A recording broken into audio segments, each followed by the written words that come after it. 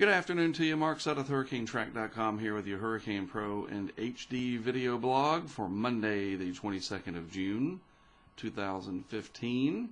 Let's take a look at this 10-day time frame, the last third of June, and the points of origin for tropical cyclones across the basin. You notice a couple of them out here east of the Lesser Antilles.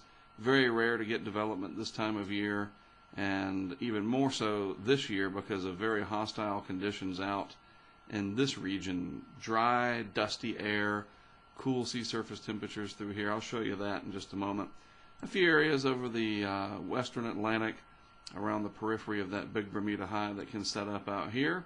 Some areas in the central Caribbean, and then a lot over time anyway in the Gulf of Mexico. And then of course the eastern Pacific stays very busy this time of year. But I think the next 10 days or so probably not going to add any more dots to this list. This goes back about 100 years or so, and the reason why I'll start getting into here. This is the anomalies map for today, the departures from average, and you can see clearly this big old El Nino plume right along the equator here, extending westward into the Pacific, much warmer than it should be, and that's going to cause, and it has been causing, all kinds of things going on with the atmosphere. You should Google it sometime, El Nino and its effects.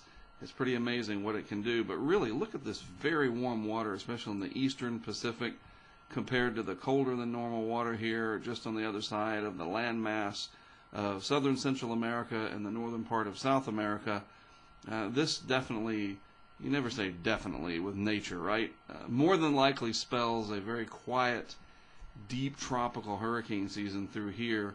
Probably not going to get much, maybe if any development that's going to happen. These tropical waves come off, they're going to have to come up and try to get going somewhere in this area, not so much over land, but you get the idea.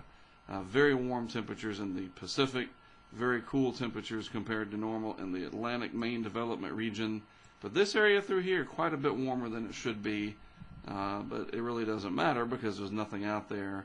Now the bill is gone to take advantage of it. This is another perspective of the El Nino that I was talking about. This is the subsurface map, and you can see still very strong anomalies here at the subsurface level, way down to 100 meters or more.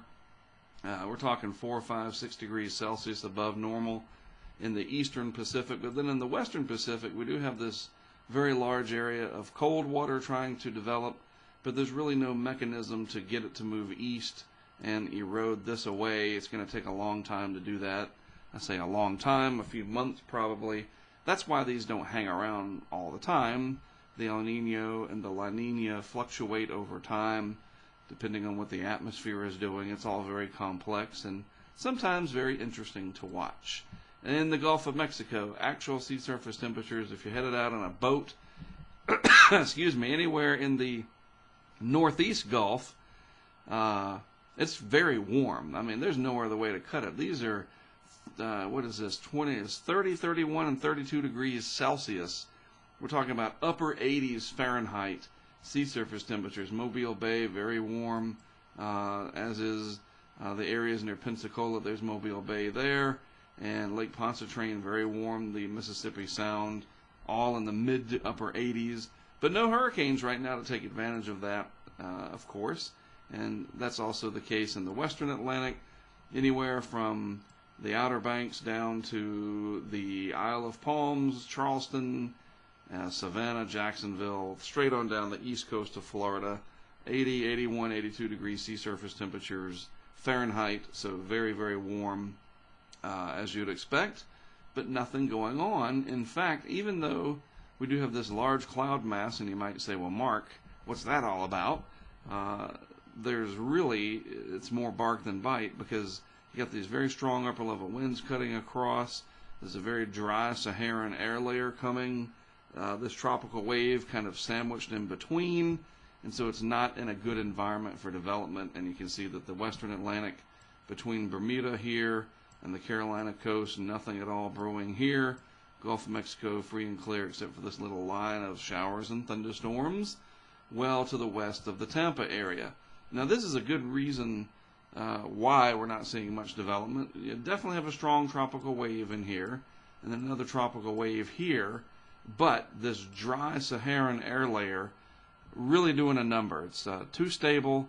Particulate matter in the air, dust, silicate that comes off of the Sahara Desert up here, just not going to allow anything to develop. Now, let me say, it's only the third week of June, and it's really not for another 60 days that we would even look out towards this region to begin with. So if we still see these big Saharan outbreaks in late August and into September, then we can say, yeah, the hurricane season is probably not going to amount to much. But for it to happen here in June is really not that big of a departure from normal. Although pressures are over the Atlantic here higher than where they should be, it's not surprising. Let's just say that. Now this is another way, yet another way to look at it. This is a moisture channel showing the total precipitable water. And you can see these tropical waves in here that come off of Africa. And the moisture represented by the orange color in here. Lots of moisture over the western Atlantic. And then very dry, stable air all around, surrounding all of this. So there's just, again, no major impetus to get anything going. We're in a negative phase of the Madden-Julian oscillation. And all that means is we can just put a big old X here over the Atlantic, Caribbean, and Gulf of Mexico for the next 5 to 10 days probably. Even in the eastern Pacific, not going to see much development in the next several days to maybe 10 days. It's just, it comes in cycles. We know that by now.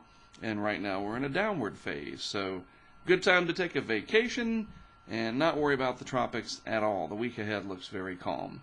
Again, I am Mark Sudduth for HurricaneTrack.com and, of course, Hurricane Pro in HD.